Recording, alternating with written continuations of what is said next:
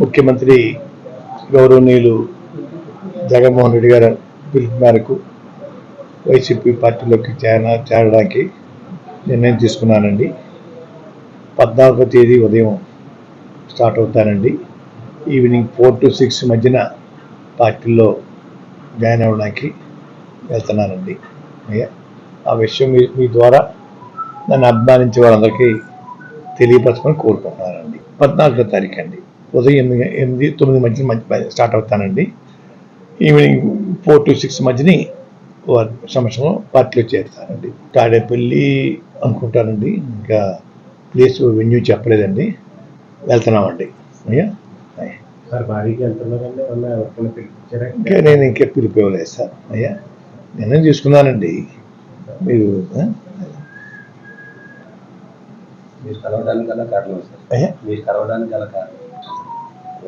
అంటే వారి పిలుపు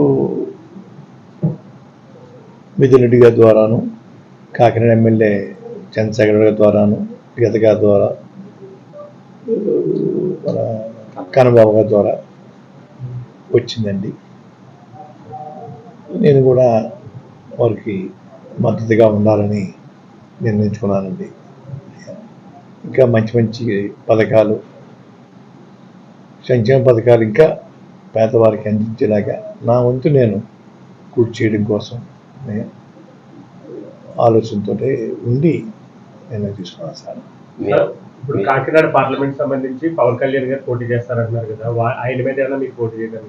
నేను ఎటువంటి కండిషన్ పెట్టలేదు సార్. ఎమ్మెల్యే సీట్ కానీ ఎంపీ సీట్ కానీ అడగకుండాను సర్వీస్ చేయడం కోసం వస్తానని చెప్పానండి. భగవంతుడి దయ వల్ల వారు మళ్ళీ అధికారం రావాలి, వచ్చిన తర్వాత వారు ఏదైనా ఇస్తే తీసుకోవడానికి సుముఖంగా ఉన్నాను తప్ప ఇప్పుడు మాత్రం ఎటువంటి సీటు నాకు కానీ నా కుమారుడు కానీ అడిగే ఉద్దేశం పెట్టుకోలేదండి. అన్కండిషనల్గా నేను చేరడానికి నిర్ణయించుకున్నాను సార్. చాలా మంది అభిమానులు, మీ అభిమానులు మీరు ప్రత్యక్ష రాజకీయాల్లో ఉంటారు, కంపల్సరీ పోటీ చేస్తారని ఆశ కొద్ది చాలా మంది. ఇది కూడా ప్రత్యక్ష రాజకీయం చేస్తారు. రాజకీయాల్లో ఉంటాను. వారి తరఫున, ముఖ్యమంత్రి గారి తరఫున ప్రచారం వెళ్తాను సార్. రాజకీయాల్లో ఉన్నట్టే కదా సార్. ముఖ్యమంత్రి గారు ఆదేశిస్తే పోటీ చేస్తారు సార్. ఎక్కడి నుంచి? నేను చెప్పాను సార్ వారికి, అయ్యా నేను సేవ చేస్తానండి, మీరు అధికారం రావడం కోసం నా వంతు నేను కృషి చేస్తాను. ఎటువంటి పదవి కాంక్ష నాకు కానీ నా కుటుంబం లేదు. తర్వాత అధికారం వచ్చిన తర్వాత మీరు ఇవ్వాలంటే ఇద్దరు కానీ, అధికారం వచ్చినా కూడా నేను అడగనండి, మీ అంతా మీరు ఇవ్వాలంటే ఇవ్వండి అని ఏ కండిషన్ పెట్టలేదు సార్.